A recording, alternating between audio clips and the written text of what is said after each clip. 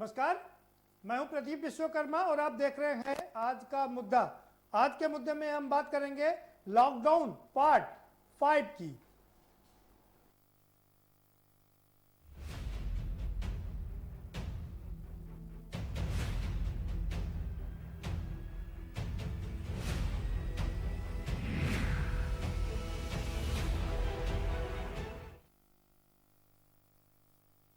जी हाँ, माफ करिएगा, लॉकडाउन 4 चल रहा है और लॉकडाउन 4 समाप्त होने में 4 दिन ही बाकी है और लगातार ये लॉकडाउन बढ़ाया जाता रहा है। कभी 21 दिन के लिए, कभी 15 दिन के लिए, कभी 16 दिन के लिए, कभी 14 दिन के लिए ये लॉकडाउन बढ़ता रहा और बढ़ते बढ़ते अब 31 मई तक इसको बढ़ा दिया गया था। अब 31 मई के बाद क्या होगा, ये अपने आप में सबसे बड़ा सवाल है। सवाल इसलिए है क्योंकि एक लंबा पीरियड हो गया है लॉकडाउन झेलते झेलते देश के लोगों को। ऐसे में कब उनको पूरी छूट मिलेगी, क्या पूरी छूट मिलेगी? क्योंकि दो बड़ी चीज़ें हैं माफ करिएगा कि अगर जिस तरह से हमारे आंकड़े बढ़ रहे हैं, डरावने वाले आंकड़े बढ़ रहे हैं, उससे तो यही लगता है कि लॉकडाउन को में छूट नहीं देनी चाहिए। लेकिन जिस तरह से हमारी इकोनॉमी नीचे जा रही है, -0 जा रही है, उससे तो लगता है कि नहीं, अर्थव्यवस्था पर हमें ध्यान देना है। यानी कि हमको जान भी बचाना है और जहान भी बचाना है। कैसे बचे हमारी जान और कैसे बचे हमारा जहान, दोनों बड़ी मुश्किल है और इन दोनों के बीच का कोई रास्ता निकालना होगा। तो हम कह सकते हैं, आज 4 दिन पहले हम ये कह सकते हैं लॉकडाउन 5 तो हो के रहेगा, लॉकडाउन 5 होगा। हाँ, लेकिन उसके अलग अलग नियम कायदे कानून हो गए। प्रधानमंत्री नरेंद्र मोदी 31 तारीख को एक बार फिर से मन की बात करेंगे, लोगों से मन की बात करेंगे और हमारे पास जो खबरें हैं जो उसके हिसाब से लॉकडाउन 5 भी होगा। लेकिन इस बार राज्य सरकारों को पूरी खुली छूट दे दी जाएगी कि वो क्या करें क्या ना करें, इसका फैसला वो स्वयं लेंगे। हाँ, कुछ चीज़ें हैं जो केंद्र सरकार को करनी है वो करके रहेगी। मसलन कि रात में लॉकडाउन लागू रहेगा, रात के लॉकडाउन में छूट शायद ना मिले। दूसरी बड़ी बात यह कि स्कूल कॉलेज बंद रहेंगे, स्कूल कॉलेज नहीं खुलेंगे।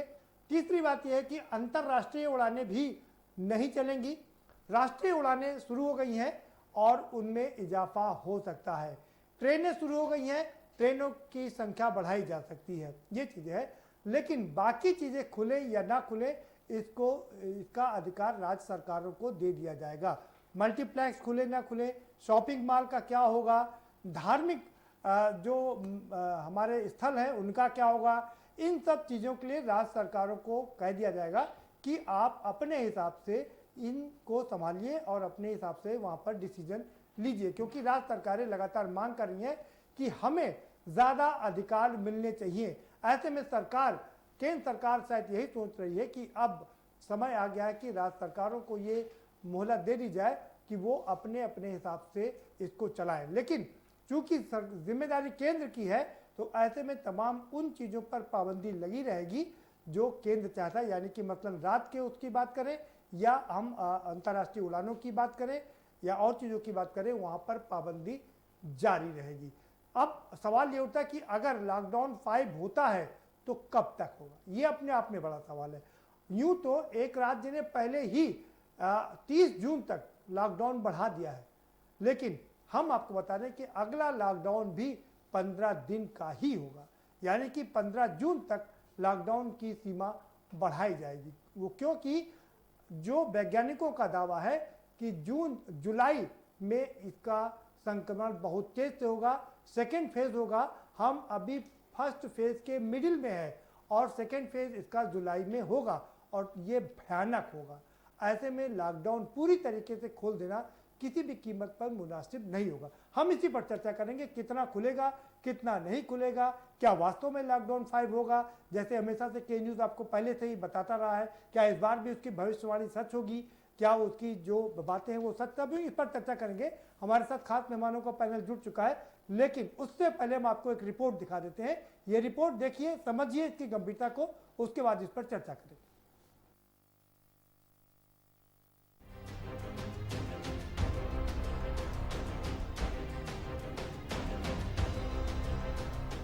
कोरोना वायरस खतरे के मद्देनजर देश में लागू लॉकडाउन 31 मई के बाद खत्म होगा या नहीं, यह सवाल सभी के मन में चल रहा है। लॉकडाउन 1.0 और लॉकडाउन 2.0 के मुकाबले केंद्र सरकार ने लॉकडाउन 3.0 और 4.0 में जरूर थोड़ी राहत दी, लेकिन सवाल ये है कि लॉकडाउन कब खुलेगा। लॉकडाउन खुलेगा या नहीं, यह तो सरकार के आधिकारिक आदेश के बाद ही तय होगा, लेकिन देश में कोरोना वायरस के कारण जिस तरह से हालात होते जा रहे हैं, उससे नहीं लग रहा कि लॉकडाउन अभी खत्म होने वाला है। कोरोना संकट के मद्देनजर लॉकडाउन के 5वें चरण का खाका अभी से तैयार किया जा रहा है। सूत्रों के मुताबिक लॉकडाउन 5.0 को लेकर प्रधानमंत्री नरेंद्र मोदी जल्द ही मन की बात कर सकते हैं। लॉकडाउन के 5वें चरण में कोरोना प्रभावित 11 शहरों को छोड़कर बाकी देश में छूट का दायरा बढ़ाया जा सकता है। सूत्रों की माने तो लॉकडाउन का 5वां चरण 11 शहरों पर केंद्रित होगा, जिसमें दिल्ली, मुंबई, बेंगलुरु, पुणे, ठाणे, इंदौर, चेन्नई, अहमदाबाद, जयपुर, सूरत और कोलकाता शामिल हैं। इन शहरों में 70% से अधिक कोरोना केस हैं। केवल 5 शहरों अहमदाबाद, दिल्ली, पुणे, कोलकाता, मुंबई में तो आंकड़ा 60% के पास है। लॉकडाउन के 5वें चरण में केंद्र की ओर से धार्मिक स्थलों को खोलने की छूट दी जा सकती है, लेकिन नियम और शर्तें लागू रहेंगी। धार्मिक स्थल पर कोई भी मेला या महोत्सव मनाने की छूट नहीं होगी। साथ ही अधिक संख्या में लोग इकट्ठे नहीं होंगे। मास्क पहनना और सोशल डिस्टेंसिंग अनिवार्य होगी। बताया जा रहा है कि लॉकडाउन 5.0 में शादी और अंतिम संस्कार में कुछ और लोगों को शामिल होने की छूट दी जा सकती है। सूत्रों की माने तो लॉकडाउन का 5वां चरण 2 हफ्ते के लिए लागू किया जा सकता है। लॉकडाउन नहीं खत्म होने की सबसे बड़ी वजह कोरोना वायरस के बढ़ रहे मरीजों की संख्या है। मई महीने में अब तक कोरोना के केस देश में 1.5 लाख से ऊपर जा चुके हैं। 4000 से ज्यादा लोग अपनी जान गंवा चुके हैं। कोरोना वायरस मरीजों की इस रफ्तार में लॉकडाउन खोलना आत्मघाती फैसला हो सकता है, इसलिए सरकार शायद ही लॉकडाउन खत्म करे। ऐसे में लॉकडाउन 5.0 लगेगा या नहीं, अभी इस पर सस्पेंस बरकरार है। स्पेशल डेस्क के न्यूज।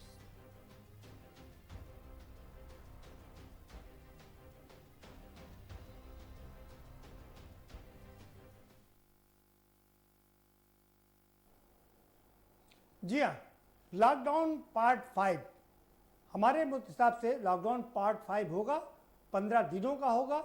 हाँ, तमाम छूटें इस बार मिल जाएंगी क्योंकि पहले से ही तमाम छूट दे दी गई है और अब और थोड़े से रिलैक्सेशन इसमें दिए जा सकते हैं, खोल दिया जाएगा, लेकिन बंदिशों के साथ ही 15 दिन का लॉकडाउन होगा और इसमें अभी रिस्क नहीं लिया जा सकता क्योंकि इस बात में कोई शक नहीं कि अगर लॉकडाउन ना किया गया होता तो आज जो 1.5 लाख संख्या है संक्रमितों की, ये 70 लाख और 75 लाख के आसपास होती और मृतकों की जो संख्या है उसको सोच कर यही डर लगता है कि कितनी संख्या होती।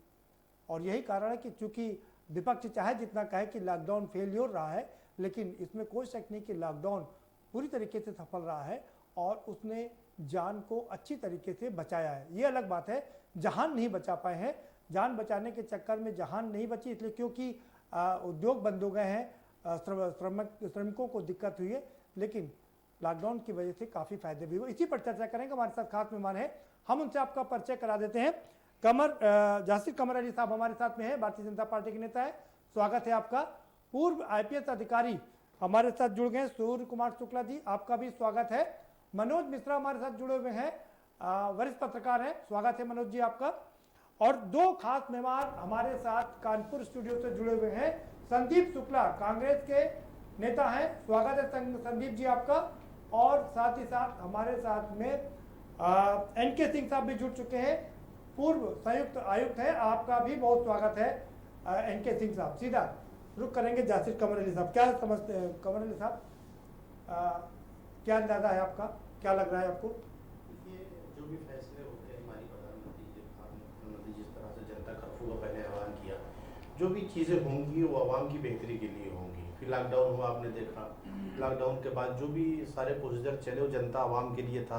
हमने जो भी स्कीमें लॉन्च करी, आपने देखा कि चाहे मजदूर भाइयों के खाते में पैसा हो, चाहे हमारी बहन उज्ज्वला योजना के खाते में हो, चाहे गैस की जो सब्सिडी थी हमने जो था गैस का उनका पैसा जो था दिया, फिर उसके बाद हमने फ्री जो जिला गैस योजना थी उसको जो था उनको फ्री कर दिया 3 महीने के लिए। फिर उस लगातार अनाज जो है हमने एक परिवार को जो है 5 किलो तो मिलता ही था, 5 किलो हमने एक्स्ट्रा हर परिवार को अनाज दिया और दे रहे हैं लगातार। तो उनको हम परिवारों को जिनके राशन कार्ड नहीं बने थे उनका भी लगातार निवेदन कर रहे हैं, ऑनलाइन उनके निवेदन ले रहे हैं, उनके राशन कार्ड भी बन रहे हैं और उनको भी राशन मिलना चालू हो गया है। हमारी पहली जरूरत ये है कि लोगों को भरपेट भोजन मिल सके और कोई भूखा न रहे। ये सबसे बड़ा हम लोगों का काम है। आप तो जिसमें स्कीम किनारे मैं पूछ रहा हूँ कि जी। 5वां चरण का लॉकडाउन होगा कि नहीं होगा। पहले प्रदीप भाई आपने सारी बातों का जो आपने निचोड़ रखा, आपने जो संबोधन में अपने कहा, सबसे पहला देखिए आप लोग उस चीज को जान रहे हैं और समझ रहे हैं, क्योंकि जैसे अभी आपने कहा कि जो 1.5 लाख का आंकड़ा आज है वो कहीं आंकड़ा कई लाख 50 लाख में होता। जो WHO की रिपोर्ट थी वो सबसे पहले WHO ने ये कहा था कि इंडिया के अंदर एक हफ्ते में 50,000 होंगे, एक हफ्ते में 50,000। ये WHO ने पहले में बताया था, दूसरे में बताया था दूसरे हफ्ते में 1.5 लाख होंगे। इस तरह से उसने अपना आंकड़ा WHO ने भारत सरकार के लिए मतलब भारत इंडिया के लिए करोड़ों में बताया था। जाकि आप ये समझ लीजिए कि WHO के जो दावे थे उसको हमने फेल किया है। और कोविड-19 जो आपने चाइना में जिस तरह से देखा बढ़ा, जिस तरह से अमेरिका में बढ़ा, ये एक बात कहना प्रदीप जी और बहुत जरूरी है, क्योंकि हम विकासशील देश हैं, विकासशील देश हैं और हमारे पास उतनी सुविधा नहीं है। हमने उन्हीं सुविधाओं में अपना काम चलाया है और जो विकसित देश थे उनका आप हश्र देख लीजिए कि क्या हुआ आज की तारीख में। ठीक। संजीव शुक्ला जी, आपकी क्या राय है, लॉकडाउन 5 होगा कि नहीं होगा? देखिए ये लॉकडाउन 5 होगा या नहीं होगा तो सरकार के ऊपर निर्भर है, लेकिन मेरे हिसाब से लॉकडाउन 5 होना चाहिए। किंतु लॉकडाउन 5 के लिए एक विस्तृत इनको एक जिसको कहते हैं प्रबंध करना चाहिए, किस तरह से होगा एक योजना बनानी चाहिए। ऐसे नहीं कि रात को 12 बजे आके कह दिया कि लॉकडाउन होगा, बिल्कुल ठीक उसी तरह जिस तरह कह दिया था कि नोटबंदी होगा। ये देखिए संघ की शाखा चलाने में और देश की सरकार चलाने में बहुत बड़ा अंतर होता है। एक नियम कानून के तहत जरूर लॉकडाउन हो, लेकिन योजनाबद्ध तरीके से हो, और मैं इसका पुरजोर समर्थन करता हूं कि लॉकडाउन हो लेकिन योजनाबद्ध तरीके से हो। ठीक है, ठीक है, लॉकडाउन हो लेकिन योजनाबद्ध तरीके से हो, ये है राय आपकी। ठीक है, सूर्य कुमार शुक्ला जी क्या सोचते हैं आप तो अधिकारी रहे हैं, अंदर रहे हैं, तमाम काम किया है, क्या लगता है आपको लॉकडाउन 5 होगा कि नहीं होगा? अब जहां तक होने का प्रश्न है तो आप स्वयं देख रहे हैं भाई साहब कि इस समय लॉकडाउन काफी कंसेशन के साथ चल रहा है और जो ट्रेंड दिखाई पड़ रहा है कि देश की अर्थव्यवस्था को फिर से उसी गति में लाने के लिए अगला लॉकडाउन 31 मई के बाद होगा, लेकिन आर्थिक गतिविधियां अलाउ की जाएंगी। ये मेरा अनुमान है कि अब बजाय उसको लॉकडाउन कहने के हमें अब उसे सोशल डिस्टेंसिंग कहना चाहिए कि आपस में एक दूसरे से दूरी बनाए रखते हुए अपना अपना काम सब लोग करें। अब कई क्षेत्र हैं जिनमें ये कठिनाई होती है, जैसे जहां बसेस में बैठने में, हवाई जहाज में बैठने में, टेम्पो में बैठने में, रेस्टोरेंट में खाने में, तो उसके लिए आवश्यक संशोधन कर लिए जाने चाहिए, यानी सीमित क्षमता में लोग उसका उपयोग करें। और बल्कि मैं तो कहूंगा जैसे जापान का उदाहरण था कि बिना लॉकडाउन के ही उन्होंने कोरोना कंट्रोल कर लिया, केवल सामाजिक दूरी का सिद्धांत लागू करके। लेकिन आपने देखा कि जापानी हमसे ज्यादा अनुशासित है इस मामले में कि जो आदेश हो गया उसको मान लेते हैं। हमारे यहाँ लोग चालाकी करते हैं, अगर कि रूल को कैसे तोड़ा जाए, उसको कैसे घुमाया जाए, तो बड़े बड़े समझदार पढ़े लिखे लोग भी वो बहाने बनाने लगते हैं। तो इस दृष्टि से मैं कहूंगा कि देश के हित में अब यही है कि ये इस दौरान प्रदेश की सरकार ने, देश की सरकार ने बहुत इंतजाम किए। इतने बड़े आबादी वाले देश होते हुए भी हम लोग वर्ल्ड हेल्थ ऑर्गेनाइजेशन की जितनी संख्या बताई गई थी उसको कंट्रोल में रख पाए। और 5 जो आर्थिक पैकेज घोषित किए हैं सरकार ने, वो बहुत बड़ा कदम है सभी को राहत देने के लिए। मुझे विश्वास है उससे अर्थव्यवस्था को एक बूस्टर डोज मिलेगी। और एक और चीज जो कि अब देखिएगा कि आगे 5वें लॉकडाउन पीरियड में मास्क, दस्ताने और मेडिकल की फैसिलिटी ये पूरे देश में और बढ़ेंगी। अब चीजें स्टेबलाइज हो रही हैं। जहां तक संख्या की बात है विश्वकर्मा जी, मैं कहूंगा टेस्ट आप ज्यादा करेंगे तो देखिए नंबर तो बढ़ेगा जी। जब हजारों का करेंगे तो 2-4 तो निकलेंगे ही। ठीक है, ठीक। लेकिन अब जो लॉकडाउन किया जाए तो उसमें सभी पेशों के वाले लोगों से राय लेकर करना चाहिए ताकि सबकी राय आ जाए और उसके मुताबिक ठीक हो। ठीक, आएंगे आपके पास दोबारा जी, से। जी। आपका जो समय अलॉट था वो समय समाप्त हो गया है। मनोज जी का रुख करेंगे। हाँ मनोज जी, आपकी क्या राय है?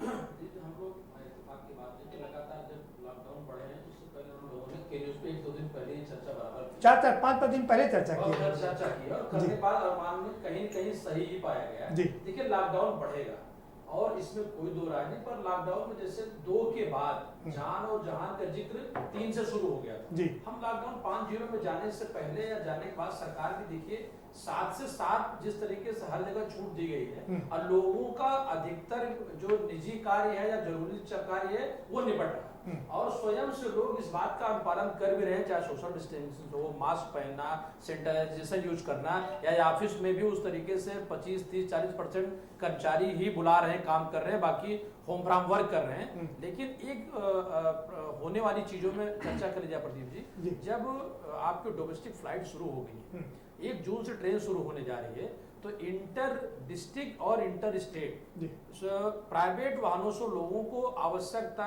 अनुसार जाने की भी छूट दे देनी चाहिए जिससे कि जो रुका हुआ पहिया है वो चालू होगा।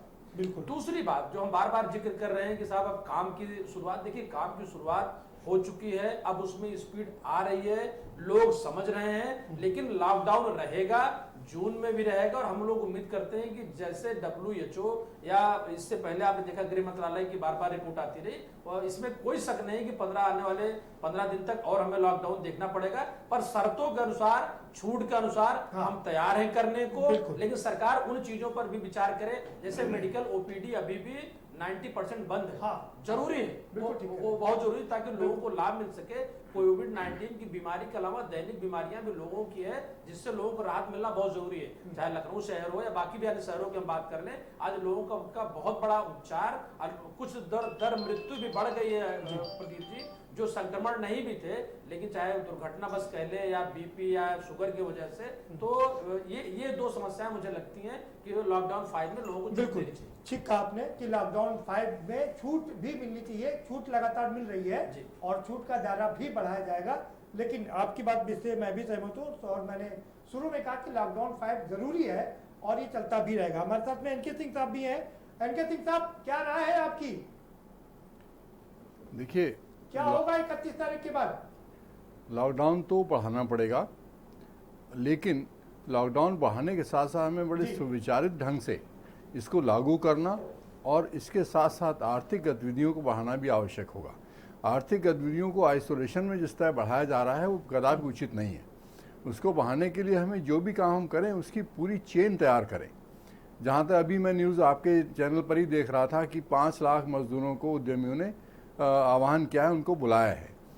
14 करोड़ में अगर 5 लाख बुलाए गए हैं तो ये कोई उल्लेखनीय चीज़ नहीं है। हमें उनके लिए मैपिंग की ज़रूरत है, जो मैपिंग कर भी रहे हैं। लेकिन सबसे बड़ी बात यह है कि हमें उन लोगों में ये भरना है कि उनको काम प्रारंभ करना है। जो लोग अपने वहाँ से अपने कार्य क्षेत्र से निकल कर गाँव में आ गए हैं, अगर उनसे आप वार्ता करें तो वो लोग जाने को तैयार नहीं हैं। तो इस स्थिति में हमें लॉकडाउन खोलने की तो ज़रूरत नहीं है, लेकिन लॉकडाउन हम बड़े सोच विचार कर तैयार करें, उसका रोड मैप तैयार करें, सब चीज़ों को विश्वास दिलाएं, लोगों को में विश्वास बने। अभी लोगों में सरकार के प्रति बहुत सारा अविश्वास पैदा हो गया है, सबसे ज़्यादा जरूरी है। और जो भी गतिविधि हम पैदा करें उसको अब हम सोशल डिस्टेंसिंग बजाय इसको फिजिकल डिस्टेंसिंग कहें तो ज़्यादा अच्छा होगा, क्योंकि एक शब्द बार बार इस्तेमाल होते होते उससे भी आदमी एलर्जिक हो जाता है। बिल्कुल ठीक है। तो इसकी जगह इसको सोशल डिस्टेंसिंग के बजाय फिजिकल डिस्टेंसिंग करें और जितने जहाँ भी लोग हैं उनमें ये आदत डालें कि वो मास्क का उपयोग करें और सैनिटेशन पर ध्यान दें और अपनी जीवन शैली को भी हमें बदलना होगा। आर्थिक स्थिति को भी जिस तरह अर्थशास्त्री काम कर रहे हैं उसमें परिवर्तन लाने की ज़रूरत है और हमारी सरकार कोशिश कर रही, बहुत अच्छी कोशिश कर रही है, लेकिन उसमें थोड़ी सी व्यवहारिकता लाने की आवश्यकता है तो शायद बहुत अच्छा हो जाए। लेकिन इस समय हमारी जो अर्थव्यवस्था है बड़ी भयावह स्थिति में है और उस पर बहुत विचार करने की आवश्यकता है। हाँ बिल्कुल, ठीक बात, बिल्कुल सही करें। इसीलिए तो हम कह रहे हैं कि हमें जहान भी बचाना है, क्योंकि मोदी जी कह रहे थे कि 5 ट्रिलियन इकोनॉमी होगी हमारी, लेकिन इस कोरोना ने उनके इस सपने को दुस्वप्न में बदल दिया है। ये बड़ा मुश्किल है। जाहिर कमर अली साहब जी, प्रधानमंत्री नरेंद्र मोदी बड़ा आशान्वित थे कि वो $5 ट्रिलियन की इकोनॉमी बनाएंगे और बहुत बड़ा काम करेंगे, लेकिन इस कोरोना ने मार दिया है। तो ऐसे में लगता है कि अब जान बचाने के साथ साथ में जहान बचाना है तो काफ़ी सारी छूट दे देना पड़ेगा। देखिए ये कुदरती कहर है जिसे आप हम कहेंगे जी, तो कुदरती कहर है, किसी को नहीं मालूम था कि इस तरह का कहर आएगा। जो आपने देखा कि लास्ट वीक में दिसंबर में 19 में आया और किस तरह से इसने अपने पैर वहाँ से पसारना चालू किए जो पूरी दुनिया में पहुँचा। जो विकसित देश बहुत दावा करते थे कि हम विकसित हैं और बहुत हर चीज़ों को कंट्रोल करते हैं, हर तरह की वैक्सीन हमने बना के रखी नहीं है, वो ठीक है, वो भी फेल हुए। देखिए वो ठीक मैं बता है, दूं, इस पर हम लोग जी, बहुत चर्चा कर चुके हैं। जी, हम तो जी विदिताई विचार दें, आगे की सुध लें, हम आगे लेते हैं। नहीं, क्या हम तय कर लेते हैं ना कि क्या करना चाहिए क्या नहीं करना चाहिए। जी, हमारे हिसाब से रात का लॉकडाउन जारी रहेगा, सोशल डिस्टेंसिंग के लिए कहा जाएगा, फिजिकल डिस्टेंसिंग के लिए कहा जाएगा, मास्क पहनना जरूरी है इसके लिए कहा जाएगा, ये सब चीजें जरूरी। इंटरनेशनल फ्लाइट बंद रहेंगी, क्या कहते हैं? नहीं देखिए, बिल्कुल देखिए, हमने जो राहत दी है भारत सरकार ने, राज्य सरकार ने जो राहतें दी, जैसे 7 से 7 का दिया जी, भारत सरकार ने भी नेशनल फ्लाइट्स की बात हो रही है, नेशनल की। अभी इंटरनेशनल पे जो हमारे वहाँ पे जो लोग भारतीय आना चाह रहे थे उन लोगों को देखिए हम लेके आ रहे हैं बराबर। हमारे जो मजदूर भाई थे उनको भी हम ट्रेनों से बाकायदा लेके आ रहे हैं। हम जो हमारी यूनिट है वो काम देखिए रेलवे के माध्यम से भी कर रही है, जो नेशनल हमारा मामला है, जो इंटरनेशनल जो हमारा मामला है, जो हमारे अपने लोग हैं वो भी लेके आ रहे हैं। अभी आप उनको लेके आ रहे हैं जो आना चाहते हैं, जो आना चाहते हैं, बेशक। अभी सबके लिए तो नहीं खुली, मैं उनकी बात कर रहा हूँ, सामान्य होने की बात कर रहा हूँ। इंटरनेशनल फ्लाइट अभी सामान्य नहीं होगी, उस पर बैन लगा रहेगा। जी बिल्कुल लगा रहेगा, क्योंकि देखिए सबसे बड़ी बात ये है जो इंटरनेशनल आप देख रहे हैं, इंटरनेशनल ये बीमारी भी इंटरनेशनल है। तो वहाँ पे केयर करना बड़ी बहुत जरूरत है। और हर धर्म में सिखाया गया है कि कोई ऐसी बीमारी आती है तो उससे आपको खुद परहेज करना है, खुद परहेज करना है। तो परहेज को देखते हुए उन चीजों को देखिए अभी बरकरार रखना होगा और थोड़ा सा वक्त चाहिए होता है हर चीज के सुधार के लिए, क्योंकि ये कोई मुल्क की बीमारी नहीं है, ये पूरी दुनिया की बीमारी है। जब दुनिया की बीमारी हो तो धीरे धीरे जहां जहां हल्के हल्के हालात सामान हो रहे हैं, कहीं पे एक दिन आपने देखा कि अचानक बढ़ भी जाते हैं, कहीं कम हो जाते हैं। देखिए जो पॉलिसी होती है, एक चीज और समझ लेते हैं आपसे जी, ये कोरोना है ना, ये मात्र 11 शहरों में ही अच्छी तरीके से है। अगर उन 11 शहरों को छोड़ दें, 11 शहर में 70% तक है, बाकी जगह तो चीजें ठीक है, तो ज्यादातर चीजें खोल देनी चाहिए। नहीं देखिए सुविधा अनुसार मैंने आपसे कहा कि जैसे आज की तारीख में भाई राइट की दुकानें खुलेंगी, जैसे लेफ्ट की बंद रहेंगी, फिर इस तरह से एक सिस्टम बनाया गया है कि देखिए लोगों को, आवाम को भी तकलीफ ना हो। और छूट देखिए शुरू से पहले दिन से दी गई थी कि मेडिकल स्टोर खोल रखे थे, परचून की दुकान खोल रखी थी, जो जरूरत की सामान की थी, सब्जी की दुकानें खोल रखी थी, फल की दुकानें खोल रखी थी। हमने जरूरत की सामानों को खोल रखा।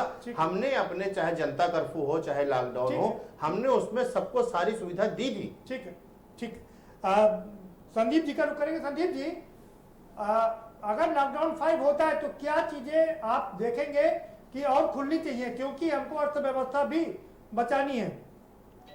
देखिए प्रदीप जी, ऐसा है कि WHO ने भी ये मान लिया है और देश के तमाम विकसित देशों ने भी मान लिया है और तमाम लोगों ने, जो बौद्धिक लोग हैं उन लोगों ने ये मान लिया है कि अब हमें कोरोना के साथ ही जीना पड़ेगा, कोरोना जल्दी ख़त्म होने वाला नहीं है। लेकिन हम लोगों को फिर, जो मैंने पहले अभी आपसे बात करी थी कि योजनाबद्ध तरीके से सरकारों को अपना काम करना पड़ेगा। जो तस्वीरें इस देश में दिखाई गई, जो मजदूरों श्रमिकों का हाल हुआ इस देश में, पूरी दुनिया में आप एक देश बता दीजिए कि इस तरह का हाल किसी देश में किसी श्रमिक के या उस देश के नागरिकों के साथ हुआ? मेरे ख्याल से नहीं हुआ। कोई तस्वीर मैंने नहीं देखी, अगर आपने देखी हो तो कृपया मुझे दिखाएं। भाई इस समय संदीप जी, समय सरकार को घेरने का नहीं है, हम बात भविष्य की कर रहे हैं। क्या होना चाहिए ये बताइए। मैं बिल्कुल आपकी बात से सहमत हूँ। क्या धार्मिक स्थल खोल दिए जाने चाहिए या राज्य सरकारों को इसका पावर दे देना चाहिए कि वो अपने हिसाब से खोले इसको? बहुत बढ़िया बात आपने पूछी है। मैं आपके चैनल के माध्यम से ये कहना चाहता हूँ कि ये जो लॉकडाउन खोलने या बंद करने का या जो भी योजनाएं बनाने का कार्य है वो हमें केंद्र से नहीं करवाना है। केंद्र ये इम्प्लीमेंटेशन करेगा तो वो कभी सफल नहीं हो पाएगा। हमें निचली इकाइयों से ऊपर लेके जाना है। सबसे पहले हमारा शहर का प्रशासन उसको क्रियान्वित करा सकता है, उसके बाद प्रदेश सरकार, प्रदेश का शासन जो है उसको निगरानी कर सकता है, उसके बाद केंद्र की सरकार उसको देखे और नियम बनाए, कानून बनाए, उस कानून का पालन सरकारें और लोकल प्रशासन करेगा। नहीं तो क्या आपके हिसाब से सारे अधिकार राज्यों को दे देने चाहिए, कुछ भी अपने पास नहीं रखना चाहिए? नहीं, देखिए, राज्यों को तो अधिकार देना ही पड़ेगा। बिना राज्यों के अगर केंद्र सरकार ये सोचे कि हम सारे काम करा लेंगे तो ये संभव नहीं है। बिना राज्यों के कोई काम सफल नहीं हो पाएगा। इनको राज्यों को और अधिकार देने पड़ेंगे, उनसे राय लेनी पड़ेगी। आप ये बता दीजिए, अंतरराष्ट्रीय फ्लाइट के बारे में डिसीजन लेना है तो क्या वो राज्य सरकारें लेंगी? नहीं, बिल्कुल नहीं। ये केंद्र सरकार को करना पड़ेगा ना। नहीं, अभी तो आप लॉकडाउन के बारे में पूछ रहे हैं ना, मैं लॉकडाउन के बारे में बता रहा हूं। और जहां तक अंतरराष्ट्रीय फ्लाइट्स की बात है तो ये निर्णय पूरी तरह से केंद्र सरकार के अधीन है। जी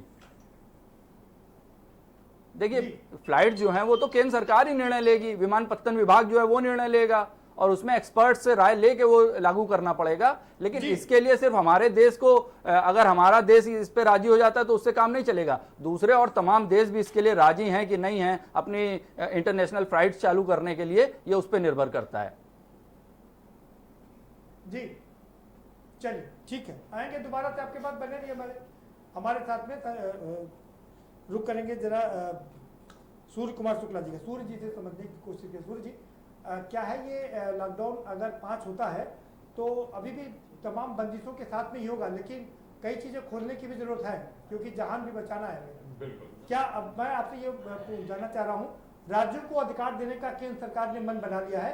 पिछले जब लॉकडाउन 4 किया था काफी सारे अधिकार दे दिए हैं, इस बार कुछ ज्यादा अधिकार मिलने जा रहे हैं? बिल्कुल, मुझे ये कहने में कोई संकोच नहीं है कि नीचे से यानी जिला लेवल से रिपोर्टें लेकर के प्रदेश सरकार को संकलित करना चाहिए और जहां कहीं कोई कमी रह जाए तो अपनी सूचनाओं के आधार पर जो एक अलग विभाग होता है इंटेलिजेंस डिपार्टमेंट, उससे पता करा लेना चाहिए और उसके अनुसार तब लॉकडाउन किस किस चीज में हो ये इस पर निर्णय होना चाहिए। नहीं, अभी तक जो आप देख रहे हैं उसके हिसाब से बताइए, अंतरराष्ट्रीय उड़ानों पर प्रतिबंध लगा रहेगा। आप हमारी बात से सहमत है कि नहीं? बिल्कुल बिल्कुल। अंतरराष्ट्रीय उड़ानों और बल्कि एक बात कहूंगा इससे भी, देखिए होल पर्पस क्या है कि बीमारी न फैल पाए। हाँ।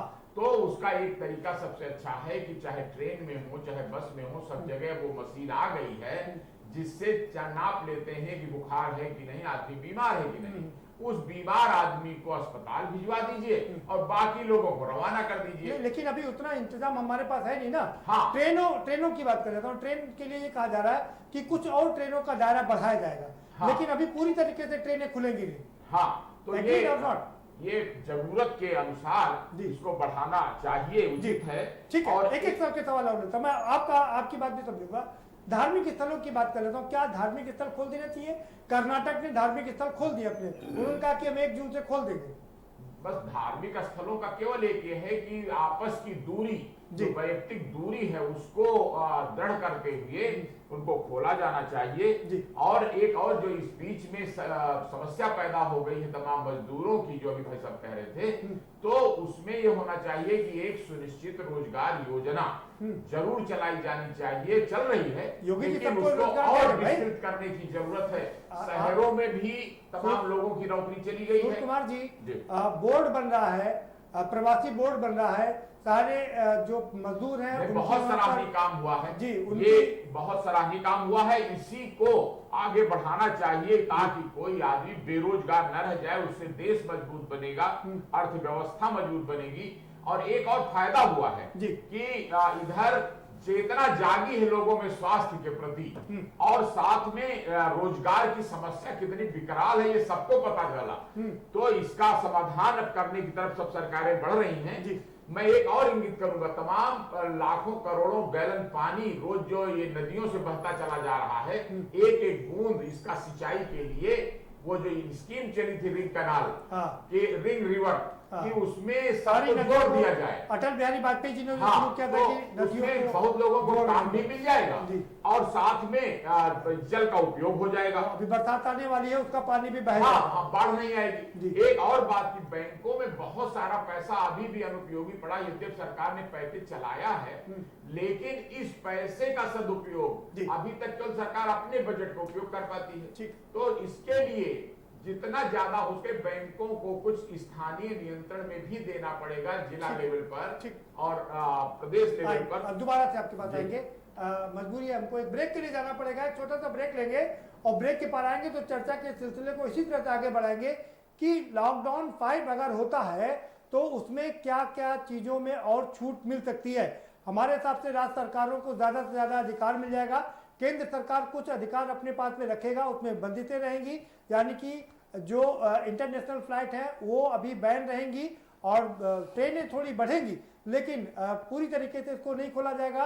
अंतर्राज्यीय बस चालू करने के लिए राज्यों को अधिकार दे दिया जाएगा कि वो किस तरह से अपने पड़ोसी राज्य से उसको खोल पाते हैं नहीं, और ऐसी तमाम बंदिशों के साथ में लॉकडाउन 5 जारी रहेगा और यहाँ पर ये चर्चा का सिलसिला भी जारी रहेगा, लेकिन एक छोटे से ब्रेक के बाद।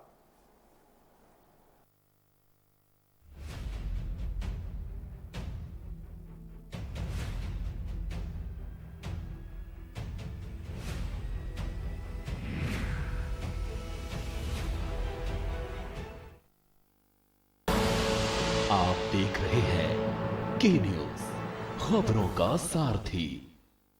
न कूटनीति की बात, न राजनीति का युद्ध, हम आप सब कोरोना के विरुद्ध। कोरोना का जिक्र है, हमें आपकी फिक्र है। कोरोना अपडेट भी दिखाते हैं, उससे लड़ना भी सिखाते हैं। देखिए फिक्र आपकी, रात 9 बजे टीवी 9 भारतवर्ष, अब तो सब देख रहे हैं। खुदी को आजमाया है तो ये अंदाज आया है, खुदी को आजमाया है तो ये अंदाज आया है। तुम में भी मैं हूं, शुद्ध प्लस पान मसाला। Mount Litra Z School, Unnao, #1 in academics, #1 in sports, best teachers, best result, smart classroom, best transport facility, world class infrastructure के साथ Mount Litra Z School, Unnao। आप देख रहे हैं के न्यूज, खबरों का सारथी। मिलेगा हर समस्या का समाधान, विवाह में बाधा, जीवन में वास्तु शास्त्र का प्रभाव, शिक्षा में ग्रह नक्षत्रों का प्रभाव, कारोबार में आने वाली हर बाधा का, जिंदगी में ग्रह नक्षत्रों का प्रभाव, नौकरी में बाधा। देखिए हर समस्या का समाधान live with Acharya Lankesh.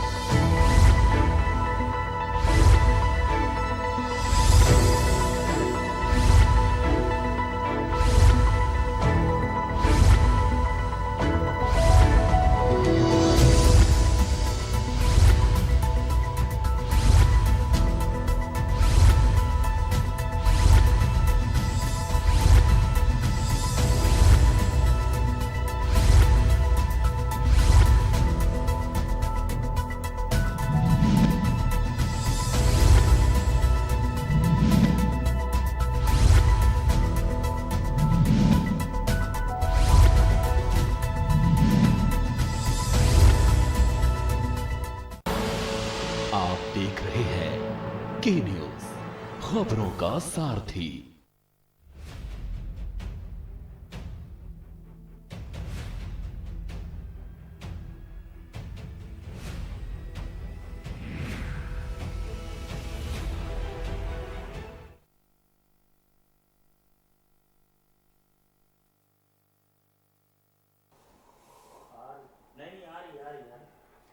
Break के बाद आपका स्वागत है और हम सीधा रुक करेंगे मनोज मिश्रा जी का। मनोज जी, जी देश के 70% केसेस जो है वो मात्र 11 शहरों में है।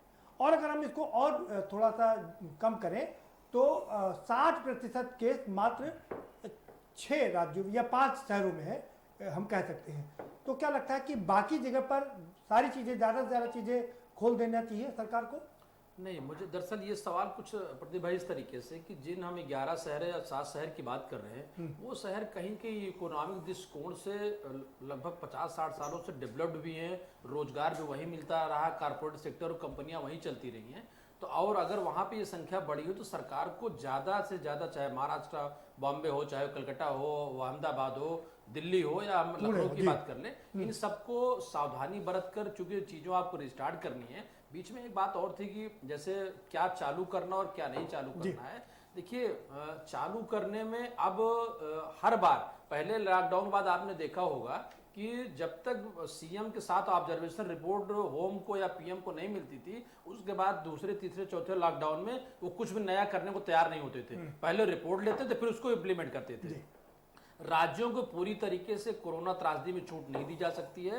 गृह मंत्रालय और सेंट्रल को अपनी कंट्रोलिंग रखनी पड़ेगी। हाँ, जहां पर लॉ एंड ऑर्डर की प्रॉब्लम्स होती है या बाकी बहुत सारे दिए जा चुके हैं। आप देखिए कि खुद मुख्यमंत्री अभी चौथे लॉकडाउन में उनको बहुत सारी पावर दी गई है, आगे भी दी जाएगी। लेकिन हम चर्चा कर रहे थे कि 5 पे हम क्या उम्मीद करते हैं। लॉकडाउन बना रहे, हमारे आपके हित में है, क्योंकि संख्या बढ़ती जा रही है। और संख्या बढ़ने के पीछे कारण सिर्फ ये, जैसे जैसे जांच का दायरा बढ़ेगा वैसे वैसे संख्या बढ़ेगी। पहले जांच का दायरा उस तरीके से नहीं था, जब संख्या कम थी। और अभी 30 जुलाई तक, बिल्कुल प्रतिभा आपने शुरुआत में कहा कि दरअसल 15 जून के बाद चीजें स्प्रेड लेवल में और जाने वाली है। तो 30 जुलाई तक खतरा उन लोगों के लिए, सबके लिए है जो स्वयं पे नियंत्रण नहीं रखते हैं। हम स्वयं पे नियंत्रण रखने को तैयार हैं, लेकिन सरकार आर्थिक दृष्टिकोण से उन मुद्दों पे थोड़ा और विचार करे। जैसे आपको याद होगा प्रदीप जी, पहले हम किसानों की बात करते थे, फिर हमने और बात की, फिर और बात की। अभी जिन दुकानों, मैक्सिमम दुकानें खोल दी गई हैं, 7 से 7 लोगों को हो रहा है। लेकिन जब अभी अंतर डिस्ट्रिक्ट और अंतर राज्य इन संसाधनों की सुविधाओं को शुरू करने की ज्यादा जरूरत है। क्या लगता है कि अंतरराज्यीय बसें भी शुरू कर देना चाहिए? बिल्कुल करना चाहिए। अंतरराज्यीय बसें और नहीं करेंगे जब आवागमन की, जो देखिए अभी जैसे मजदूरों में बहुत बार बहस कर चुके। लेकिन मेरे पास जो खबर है कि केंद्र सरकार इस पे कोई डिसीजन लेने नहीं जा रही है, वो राज्यों को अधिकार देने जा रही है कि राज्य अपने आपस में तय कर ले कि वो किस राज्य तक अपने परिवहन को खोलना चाहेंगे। आप प्रदीप भाई एक बार और देखो कि राज्यों के अपने खुद के विवाद कहीं न कहीं बीच में आड़े आ जाते हैं, और वो ठीकरा केंद्र पर फूटता है या बगल के राज्य के पे फूटता है। इसका उदाहरण हमने राजस्थान से लेकर के, पंजाब से लेकर, दिल्ली से लेकर उत्तर प्रदेश को लगातार देखा है। नहीं, तो दिक्कत ये भी ना, अगर केंद्र सरकार ज्यादा कुछ कर देती है तो सारे राज्य उस पर चढ़ जाते हैं कि केंद्र सरकार उनको मनमानी कर रही है और संघवाद खत्म कर रही है, हमको हमारे अधिकार नहीं दे रही है। जब राज्य ये मानने को तैयार हो जाता है कि उसने अपनी मनमानी की और कोरोना के पॉजिटिव संख्या बढ़ी है, और केंद्र की राय को लेते हुए देश में अगर हमने नियंत्रण किया हुआ है, तो कम से कम थोड़ी सी बात मानने में कोई बुराई नहीं है, मानना चाहिए, मेरी अपनी व्यक्तिगत राय। दूसरी बात प्रदीप जी और ये कहना चाह रहा था कि दरअसल जिस तरीके हम लोगों ने 25 मार्च से लेकर के आज हम 27 मई तक चीजों को वेट एंड वॉच और बड़े नियंत्रण से सारे देशवासियों ने किया है। शराब की दुकानें खुल गई, सब कुछ खुल गई, चलिए मंदिर और मस्जिद, बाकी सारे धार्मिक संस्थान भी खुल जाएंगे, लेकिन इसको नियंत्रित हमें करना है। हमने अगर भूल की, देखिए छोटी सी गलती हुई है, मेरी आज फ्लाइट कलकत्ता जाने की थी, लेकिन 30 तक कलकत्ता में भी फ्लाइट लैंड नहीं हो रही है। पीछे देखिए कल अभी इंडियन एयरलाइंस में 2 केबिन क्रू को पॉजिटिव हो गया, पूरे पैसेंजर सहित सारे लोगों को क्वारंटाइन करना पड़ा। तो कहीं न इन सारी चीजों पे नियंत्रण रखते हुए, भूल को सुधार करते हुए, और जो लोग चाहे ट्रेन से जाएं, चाहे बस से जाएं, चाहे फ्लाइट से जाएं, उनकी बिना जांच की एंट्री नहीं हो, क्योंकि एक गलती से सारे लोगों को भुगतना लेकिन एक समस्या है ना, आप सोचिए ना, सुप्रीम कोर्ट भी कह रहा है कि 6 जून के बाद आपको फ्लाइट की बीच की सीट छोड़नी पड़ेगी, तो टिकट बहुत महंगी हो जाएगी ना। हो जाए सर, जिनको देखिए अब इस पर क्या है ना प्रदीप जी, फिर हम लोग जान जहान और पैसे की बात करेंगे। अगर 200 की सीट में लगभग 120 पैसेंजर जाते हैं, तो 80 पैसेंजर का किराया वो लोग भुगतान करें, क्योंकि अगर उनको भाई जाना तो करना चाहिए। आज अगर आपको बीमारी से बचना है, अपनी जान और जिंदगी से बचना है, तो बुराई क्या है भाई। हम उम्मीद करते हैं जैसे अभी नहीं, लेकिन तब सरकार पर आरोप लगेगा ना, ये सरकार ज्यादा पैसा वसूल रही है। देखिए सरकार, आप ये चाहते हैं कि आपका इलाज भी हो, दवा भी हो, आप बचे भी रहें, सुविधा ले, तो सरकार पे आप उतना ही वर्कलोड करें जितना हो सकता है। जैसे अभी एनके सिंह साहब एक बात कह रहे थे कि साहब दरअसल सोशल डिस्टेंसिंग नहीं, इसको अगर हम व्यक्तिगत डिस्टेंसिंग की बात करें, फिजिकल की बात करें तो शायद ज्यादा बेहतर हो। ठीक है सिंह साहब, आप ही के बता रहे हैं। हमारे पास जो खबर है उसके हिसाब से तमाम चीजें जो है वो मॉल खोलने की बात हो, मल्टीप्लेक्स खोलने की बात हो, या स्विमिंग पूल, जिम, धार्मिक स्थल, ये सारी चीजें खोलने का अधिकार राज्य सरकारों को देने की बात की जा रही है। आपको क्या लगता है, ये सारी चीजें खुलनी चाहिए कि अभी थोड़ा धैर्य रखना चाहिए? नहीं, इन चीज़ों पर अभी हमें धैर्य रखने की ज़रूरत है और इनको अभी नहीं खोलना चाहिए। इसके अलावा अभी आपने पूछा था कि अंतर्राष्ट्रीय माने अंतर्राष्ट्रीय हवाई सेवा शुरू करनी चाहिए कि नहीं शुरू करनी चाहिए। देखिए, अंतर्राष्ट्रीय हवाई सेवा जरूर शुरू करनी चाहिए, लेकिन उसमें बोर्डिंग से पहले कोरोना निगेटिव का सर्टिफिकेट लेना बहुत ज़रूरी है। जब 100% लोगों को कोरोना निगेटिव का जब सर्टिफिकेट होगा तो किसी तरह संक्रमण फैलने की कोई संभावना नहीं होगी। उस हालात में जो और देशों ने किया भी है। दिक्कत ये है, जब फ्लाइट, सर सुन लीजिए जी, अगर ये फ्लाइट अमेरिका से आएंगी, स्पेन से आएंगी, चाइना से आएंगी, तो दिक्कत यहाँ और बढ़ जाएगी ना। नहीं, उनको भी, और हम रोक तो पाएंगे नहीं किसी को। नहीं, उनको भी हम इन कंट्री से नहीं लेंगे, इन कंट्री से फ्लाइट शुरू करेंगे। उनको लैंड करने पर और कंट्री और विदेशों में अगर फिर पहले हमने गलती की है लेट करने में, देखिए, अगर हम अब दोबारा गलती करेंगे तो बहुत बुरा हर्जाना भरना पड़ेगा। आप हमारी बात सुन लीजिए, जुलाई तक इंटरनेशनल फ्लाइट का अराइवल बंद होना चाहिए। अरे आप बात तो सुन लें। बात तो आपकी जो है, सभी लोग बात मानी जा ना मानी जा अलग बात, लेकिन बात सुन लीजिए। और देश ये कर रहे हैं और सफलतापूर्वक कर रहे हैं। जैसे उन्होंने, जितने लोग बाहर से आ रहे हैं उनकी भी 100% जब तक वो निगेटिव की रिपोर्ट नहीं आती है तब तक उनको क्वारंटाइन करके रखा जाता है। तो इसको करने में मैं नहीं समझता किसी तरह कोई समस्या हो सकती। दूसरी बात, जहाँ तक धार्मिक स्थल खोलने की बात है, धार्मिक स्थल खोले जरूर जाएं, लेकिन उनमें धर्म के साथ साथ हमें वैज्ञानिक दृष्टिकोण भी पढ़ाया जाना चाहिए, ताकि लोग ये समझें कि हमें धर्म के साथ साथ विज्ञान की तरफ भी अपना रुख करना चाहिए। तीसरी चीज, जहाँ तक स्टेट को अधिकार देने की बात है, जो चीजें धर्म पढ़ाया जाएगा तो विज्ञान कहाँ से आएगा? नहीं, दोनों चीज को तो खत्म करके ही धर्म बढ़ाया जाता है ना। नहीं, ऐसा नहीं, दोनों चीज। वैज्ञानिक हो जाएंगे तो धार्मिक कहाँ रह जाएंगे? देखिए, सारे आइंस्टीन अपना काम शुरू करते थे बिना पूजा किए हुए, बिना अपने बाइबल देखे हुए नहीं करते थे। तो ऐसा नहीं है, दोनों धर्म और विज्ञान दोनों साथ भी चल सकते हैं। इसके अलावा एक चीज और आपने कही थी कि अंतर्राज्यीय जो सेवाएं, बसें या इनको चलाने की जहाँ तक बात है, जहाँ पर भी 2 राज्यों की बात आती है, वहाँ पर 2 या 2 से अधिक राज्य हों, वहाँ पर केंद्र को जरूर इंटरवीन करना चाहिए, क्योंकि राज्यों के जो आपसी मसले हैं उनकी वजह से जनता को इसको समस्या हो सकती है। तो इसलिए आवश्यक है कि उसमें केंद्र इंटरवीन करे और एक समान संहिता लागू करे कि सभी को ट्रांसपोर्ट करना है, लेकिन उसके कुछ नियम बनाए, उनको सख्ती से पालन कराएं।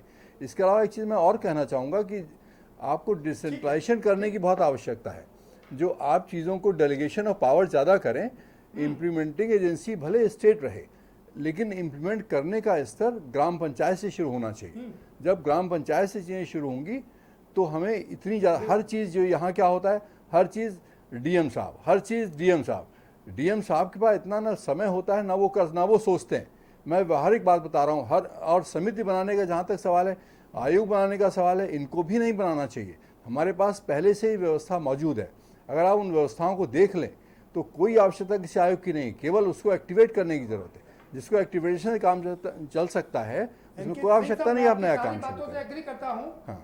लेकिन मैं आपसे फिर एक बात कहूँगा, ठीक है, मैं आपसे एक बार फिर बात कहूँगा, अगर धर्म के साथ विज्ञान को पढ़ाया गया तो धर्म कभी बढ़ नहीं पाएगा, ये आप यकीन मानिए। क्योंकि जिस दिन लोगों को पता चल गया कि ईसा मसीह पहले व्यापारी थे, बाद में वो भगवान बने, तो लोग उन पर एतबार नहीं करेंगे। सच्चाई तो सामने आनी चाहिए ना। के विषय में अगर ये पता चल गया कि जी सच्चाई सामने आनी चाहिए कि वो पहले क्या थे, तो फिर विज्ञान पढ़ाएंगे तो धर्म खत्म हो जाएगा। नहीं तो हो जाए, जो चीज सच्चाई है लोगों में आएगी। हमारा दृष्टिकोण देखिए, जापान इस समय सबसे ज्यादा, जापानियों के पास उनमें देशभक्ति सबसे ज्यादा है। अगर कोई जापान गया हो तो समझ सकता है कि जो हम लोग यहाँ कहते हैं उससे 10 गुना ज्यादा जापानी प्रैक्टिकली करते हैं। वो लोग, उनमें हॉस्पिटलिटी इतनी ज्यादा है जो पूरी दुनिया में कहीं नहीं है। आप वहाँ जाएंगे तो वहाँ ये पाएंगे कि जापान को आप समझें कि बिल्कुल अलग, दुनिया से ही अलग देश है। इतना ज़्यादा वहाँ देशभक्ति है और कार्य के प्रति इतनी ज़्यादा उनमें लगन है। इसीलिए जापान, हिरोशिमा के बाद जापान कितनी जल्दी खड़ा हो गया। हम लोग ये सोचते हैं अभी क्या करेंगे, इसलिए हमें इसको करने की आवश्यकता है और जापान का उदाहरण लेके हमें आगे बढ़ने की आवश्यकता है। जहां तक अर्थव्यवस्था का सवाल है, अर्थव्यवस्था पर हमें बहुत कुछ करने की जरूरत है, इस पर यहाँ विचार नहीं संभव। मनोज जी का एक अच्छा सवाल है, मनोज जी का अच्छा सवाल है, मनोज जी से ही कर लेते हैं, वो आपसे भी जानेंगे। ये बात तो सच, क्यों मनोज जी आप कह रहे हैं कि बात तो सच है, सिंह साहब सही कह रहे हैं, जिस तरह से हम अभी विदेश से लोगों को ला रहे हैं उसी तरीके से इसको कंटिन्यू करें, विदेशों से लाते रहें, क्यों, उसमें दिक्कत क्या है? एनके सिंह साहब और प्रदीप जी, दरअसल धरातल पे देखिएगा 135 करोड़ का देश है और ज्ञान की बात करें या एजुकेशन की बात करें तो उस परसेंटेज में हमारा लेवल अभी बहुत कम है। हमारी ट्रेन, मैं जस्ट कोई व्यंग नहीं कर रहा हूँ, राउरकेला गोरखपुर जाए राउरकेला पहुंच जाती है। हम फ्लाइट चालू करते हैं, केबिन क्रू उसमें पॉजिटिव निकल जाता है। अभी जब हमको ये पता है कि इंटरनेशनल फ्लाइट्स आने के बाद ज्यादा चांसेज है बाहर से लोगों का आने में, हम पहले अंतरराज्यीय फ्लाइट चालू कर लें, हम उस पर ज्यादा फोकस करें। थोड़े दिन की बात और है, अगर हम पिछले 2.5 महीने में इस बात को रोक कर रख सकते हैं तो एक, अच्छा जिनको इमरजेंसी थी हमने उनको आयात किया, हम उनको ले आए।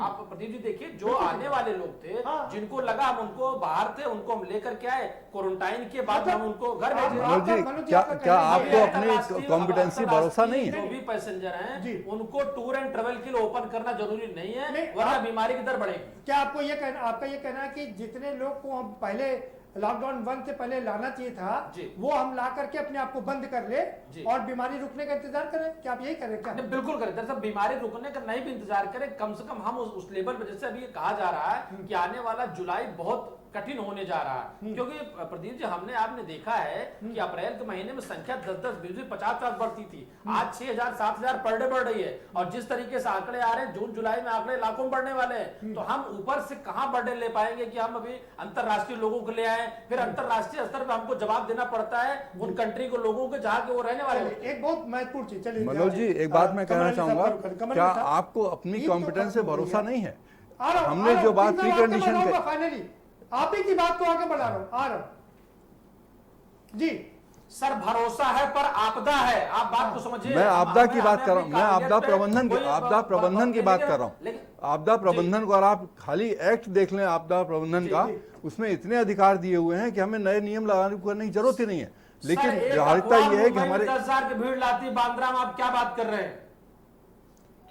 मनोज जी मैं जो बात कर रहा हूँ, आप अच्छे से जानते हैं, मतलब ये मैं बहुत अच्छे बरतते हुए काम आगे बढ़ाया जाए। मैंने बहुत सीधी सी बात की, प्री कंडीशन रखी कि जो आए उनको पॉसिबल रखें। मनोज जी आपने बात सुनी नहीं, आपने कंट्राडिक्ट कर दिया।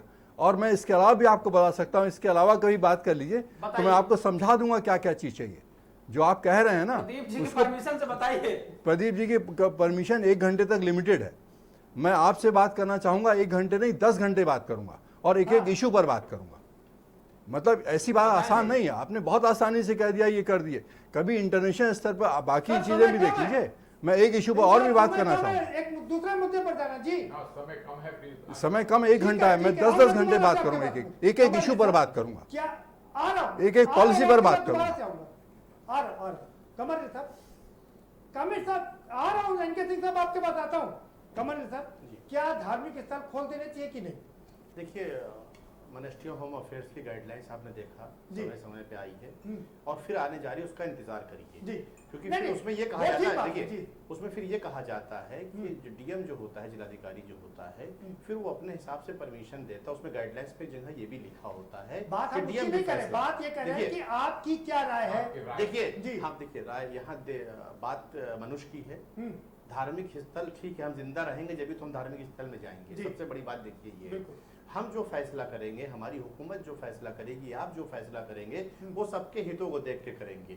आज आपने नवरात्र जो था आपने बाखूबी अपने घरों में मनाई, जो सबसे बड़े नवरात्र आपके होते हैं। हमारी सबसे बड़ी ईद होती है, हमने घरों में मनाई, कहीं कोई विवाद नहीं, सबने एक दूसरे को मुबारकबाद दी, सब एक दूसरे से मिले, सबने फोन के जरिए हुआ। जो अपने रिश्तेदार थे दूसरे का जा सकते थे, वो नवरात्र में भी आए गए और उसके बाद ईद में भी आए गए। देखिए ये हिंदुस्तान के जो हमारे जो जितने यहाँ पे मुल्क में हमारे जितने लोग बात का जवाब नहीं दे रहे हैं जी, ये ठीक बात है, ईद अच्छे से बन गई, नवरात्र अच्छे से बन गया, खुलना चाहिए कि नहीं? सीधा सवाल। देखिए मैंने आपसे कहा कि मिनिस्ट्री होम अफेयर्स की आप गाइडलाइंस का इंतजार करें, ठीक है, और उसको इंतजार करके फिर जो जिलाधिकारी नहीं, जब भी देखिए गाइडलाइंस पे काम होता है। ठीक है, कोई बात। संदीप शुक्ला जी, आपकी क्या राय है विपक्ष के नाते, क्या धार्मिक स्थल खोल देना चाहिए? भाई जब शराब की दुकानें खुल सकती हैं इस देश में, तो धार्मिक स्थलों को खोलने में कौन सी आपत्ति है? किसको आपत्ति है? बिल्कुल खुलने चाहिए धार्मिक स्थल, लेकिन एक नियम और कानून और योजनाबद्ध तरीके से, जो कि मैंने पहले भी कहा था, उसी के अनुसार खुलना चाहिए, उसी के अनुसार दर्शन होने चाहिए, सारी कार्रवाई उसी के अनुसार होनी चाहिए। बिल्कुल खुलने चाहिए, 100% खुलने चाहिए। जी चलिए सूर्य कुमार जी, जी क्या मैं कहेंगे? ये कह रहा हूँ कि देखिए भाई साहब, जैसे ये बरसात होगी, नमी बढ़ेगी और एकाएक गर्मी भी घटेगी, तो उसके बाद ये संक्रमण तेजी से बढ़ने की संभावना है। इसलिए किसी तरह का समझौता व्यक्तिगत दूरी वाले सिद्धांत में नहीं, बल्कि उसमें कानून बना के उसको दृढ़ किया जाना चाहिए। और जो बड़ी इधर देखिएगा कि ये महामारी के बाद एकाएक बड़ी तेजी से आर्थिक व्यवस्था आगे बढ़ेगी। लोगों ने विश्राम किया है, परिवारों से मिल लिए हैं, इत्मीनान में हैं। अब जुट के देखिएगा, जैसे जापान में हुआ था कि परमाणु बम गिरने के बाद एकाएक हुआ था तरक्की का काम, उसी तरह देश में बहुत तेज तरक्की होगी। एक चीज की जरूरत है कि थोड़ा ये जो हमारा मामले बिजनेस अटक जाते हैं, न्याय व्यवस्था जल्दी सुलझ नहीं पाती, मुकदमों में विलंब होता है, इसमें जरूर कुछ ध्यान दिया जाना चाहिए। जल्दी न्याय, सस्ता न्याय। अरे वो तो उस पर हम बहुत बार डिस्कस कर चुके हैं ना, और लाखों केस पेंडिंग पड़े में वहां डिसीजन होते नहीं, महीने पर डिसीजन, सालों डिसीजन ही नहीं होते। और एक और फायदा होगा कि जो अर्थव्यवस्था बड़े बड़े शहरों में ही चलती थी, अब वो विकेंद्रित करने का समय आ गया है कि किसानी, लघु उद्योग, कुटीर उद्योग वगैरह में सरकारों को ज्यादा ध्यान देना चाहिए। और वो उसके जो रोकथाम लगी हुई है, ये इंस्पेक्टर राज, नौकरशाही, इस पे कंट्रोल करके ईज ऑफ डूइंग बिजनेस, जिसको पीएम साहब कहते रहते हैं, वो उस पर ध्यान देना चाहिए कि कैसे हम अपने नियम कायदा कानून ऐसे बना दें कि चाइना से सारी कंपनियां ट्रांसफर करके इंडिया में आ जाए। बन रहा भाई, हमारे यहाँ जापान सिटी बन रही है, उत्तर कोरिया सिटी बन रही है, अमेरिकन सिटी बन रही है, बहुत तेजी से काम हो रहा है जी। और ये बड़ा अच्छा लक्षण है।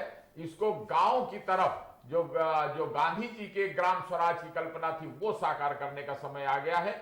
जो विकेंद्रीकरण की बात भाई साहब लोग कर रहे थे कि अब सारे फैसले केवल के लखनऊ या दिल्ली से कराने के बजाय उनको हमें ज्यादा से ज्यादा विकेंद्रित करना चाहिए, ताकि लोग ज्यादा अपनी व्यवस्था खुद चलाने के लिए आत्मनिर्भर बन सके। ठीक है मनोज जी, आपकी राय, धार्मिक स्थल खुलने चाहिए कि नहीं? प्रदीप जी, बिल्कुल खुलने चाहिए। जब हम बाकी चीजों पे नियंत्रित करके जा सकते हैं तो हम वहां भी जा सकते हैं। और इसके साथ साथ एक बात बीच में रह गई थी, मैं फिर कहूंगा, ट्रांसपोर्टेशन जरूर चालू करें। जिस तरीके से आपने कमर्शियल व्हीकल्स चालू किए अंतर डिस्ट्रिक्ट और अंतर राज्य, उसी तरीके से सब व्यक्तिगत भी चालू करिए, क्योंकि काम नहीं रुकेगा। अब लोग जान के बाद जहान की चिंता सरकार भी कर रही है, हम और आप भी कर रहे हैं। जब लोगों का आवागमन चालू हो जाएगा तो व्यवसायिक और बाकी चीजें धीरे धीरे खड़ी होना शुरू हो जाएंगी। अब हम अगर सब्जी लेने आप अपने ऑफिस या आप जा सकते हैं, तो अगर हमको दर्शन करने जाना भी तो हम दूरी बना करके दर्शन करके नमस्कार करके जा सकते हैं। और school, multiplex, mall, picture hall ये अभी बंद रखे, क्योंकि वहां पे ज्यादा चीजें हो सकती हैं। लेकिन 2-4 बातें जो आपसे प्रदीप कहेगी, इसको लगता है 5 अभी लॉकडाउन रहेगा, रहना चाहिए, मैं उम्मीद करता हूं, शर्तों के साथ। मतलब लेकिन थोड़ी और छूट के साथ में ये भी कह सकते हैं। एनके सिंह साहब, आपकी राय, क्या धार्मिक स्थल खोल देना चाहिए? मेरी राय में नहीं खोलने चाहिए। इसके अलावा मैं एक चीज और एडिशनल कह दूं, अगर समय हो तो। ठीक है जी, मैं ये कहना चाहता हूं कि जहां तक इन्वेस्टमेंट अट्रैक्ट करने की बात है, अभी बात हो रही है, सब जापान सिटी बना रहे हैं, कोरिया सिटी बना रहे हैं। मेरे व्यक्तिगत विचार से इनसे कोई अट्रैक्ट होने वाला नहीं है।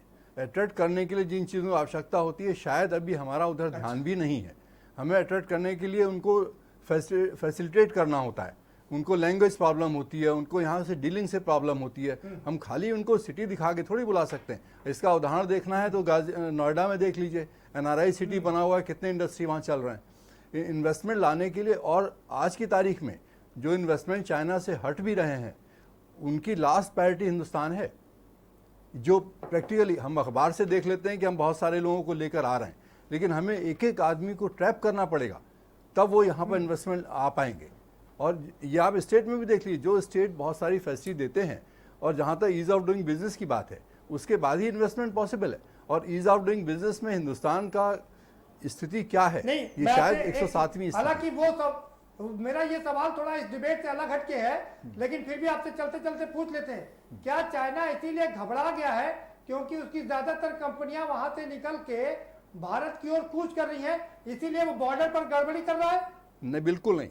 हमारी विदेश नीति पे हमें अलग से चर्चा करनी चाहिए। हमारी विदेश नीति पे बहुत कुछ चेंजेस और उसको संगठित करने की जरूरत है।